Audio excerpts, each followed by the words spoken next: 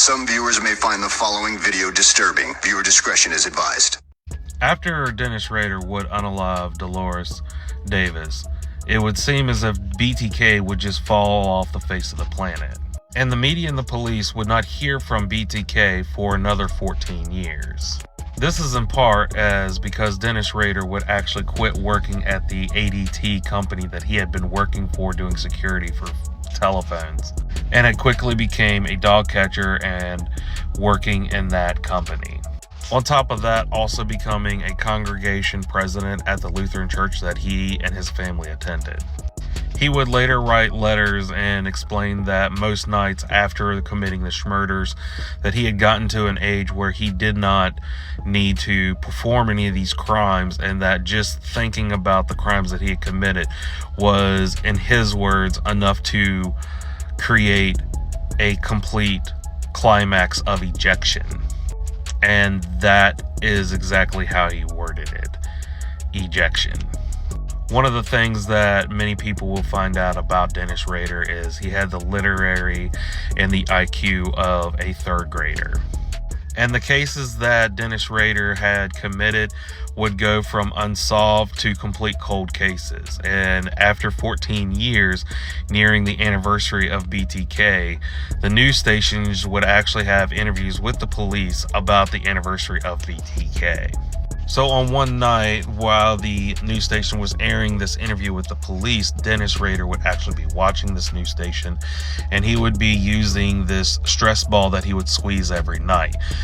His family would think because it was a way to de-stress, but he would typically do it to strengthen his arms and his hands so that he could get a better grip for asphyxiation. In this interview, the police would say that they had 3 theories on why BTK hadn't struck in 14 years. One of which being is they theorized that BTK had typically or may have moved to a different state and was committing crimes in a different state. The second theory would be that BTK was no longer living and was unalive. The third would be that BTK had gotten arrested for another crime and was being detained and could not commit crimes while he was arrested or in prison. This ultimately would attack Dennis Rader's ego, and it's around this time that he started writing letters. In March of 2004, Dennis Rader would actually send a letter into the Wichita Eagle using the name Bill Thomas Kilman. In this letter, he would claim to be the person that had unalived Vicky Wergel.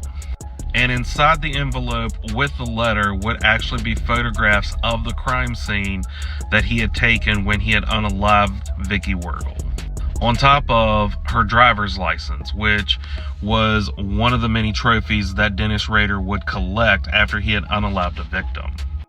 Now, once they would investigate the crime scene of Vicky Wergel, at the time, they would collect these samples underneath Vicky Wergel's fingernails, which would be defensive marks from the other person that had assaulted and unalived her. And even though they did not have the technology in 1986, they did, however, have it in 2004 and would quickly start taking DNA samples. And they would collect over 1,300 DNA samples across Wichita. In May of 2004, KAKE news station would actually receive another letter, which would have chapter headings for the BTK story, fake IDs, and a word puzzle. In May of that year, they would find a package taped to a stop sign, and inside this package would have another letter. This time would have more crude descriptions of the Ontario murders. Most of these would involve crudely made sketches, and these sketches would be entitled "The Smexual Thrill Is My Bill." There would also be Barbie dolls that would be in these packages, made to look like Josephine Ontario, and would have crudely patches in certain parts of the Barbie's body parts. And this Barbie would be tied and positioned in the same way that Josephine was when she passed away. In July of 2004, there would be another package delivered at a library, and inside this package, it would claim that more letters proving that BTK was still around, and this time there would be a statement in this letter that BTK was responsible for the unaliving of Jake Allen from Algonia, Kansas. But the claim that Jake Allen was unalived by BTK at Algonia, Kansas was a false claim, as his unaliving was ruled as a self-unaliving.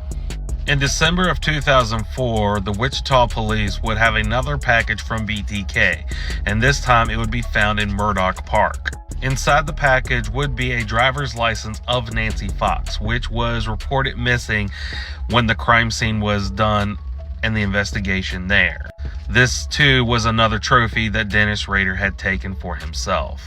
On top of the driver's license, there would also be yet another Barbie doll inside this package, and it would be wrapped up and have a plastic bag over its head in the same way that Nancy Fox had. Throughout all these letters, BTK would be demanding more media attention in the same crudely illiterate way that he had been typing to the media and the police throughout day one. And by this time, he would come off more as less of a evil genius and more of a fussy moron. In January of 2005, he would place a cereal box on the bed of a truck to be found. The man who would be driving the truck would think that someone was discarding trash at the bed of his truck and would throw it away. The police, realizing when they would see this Jeep Cherokee and someone placing it there, would realize that it was another package from BTK.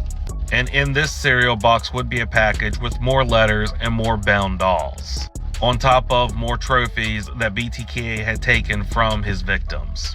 Eventually, the police would get another letter from BTK, and he would ask in this letter if it would be safe to use a floppy disk, or that could information be leaked back to him if he used a floppy disk. And the police would write a response in the Wichita Eagle in an ad saying it was okay to send a floppy disk. This wasn't part of like my normal thing that I was going to say on here, but you've been unaliving innocent people for 30 years. The police are trying to catch you. Of course they were going to lie. But I digress. Back to our story. On February 16th, 2005, Rader would actually send this purple floppy disk to the news station. And with this package that had the floppy disk, he would also send more trophies that he had collected from his victims. On the floppy disk, the police would find that there was, on in Microsoft Word, a deleted file on metadata. And the Microsoft Word metadata would come from a computer in Christ Lutheran Church. And not only would it be a metadata from Christ Lutheran Church, they would see that the person that used it had the name Dennis. The police would do more investigation on the internet and find that at that particular church, the president of the congregation would be a Dennis Rader. The police would actually drive by Dennis Rader's home and would find the black Jeep Cherokee that they saw on the surveillance cameras that put the cereal box in the bed of the truck. Even though the police knew they had their guy, the evidence they had against him was only circumstantial. So the police would actually go to a university where Rader's daughter had had a pap smear. The police would do DNA testing off of this pap smear from Dennis Rader's daughter, and the test results would come back as a familial result, meaning that Dennis Rader's daughter was related to BTK. So the police knew they had their guy. Dennis Rader was arrested on February 25th, 2005. It's said that when they arrested Rader, he would be driving home and the police would ask Rader, "Do you know why we're taking you downtown?" To which Dennis would say, "I have my suspicions why." The police would do a news interview later on that afternoon and would say, "The bottom line, BTK is arrested." He was charged with 10 counts of first-degree murder. And at the court hearing, he would be charged and sentenced to 10 consecutive life sentences to serve at a minimum 175 years. Where by August 19th, he was actually removed to the El Dorado Correctional Facility. I can't really say justice was served if he's still living while his victims are not. But I do hope and pray that his victims do find peace.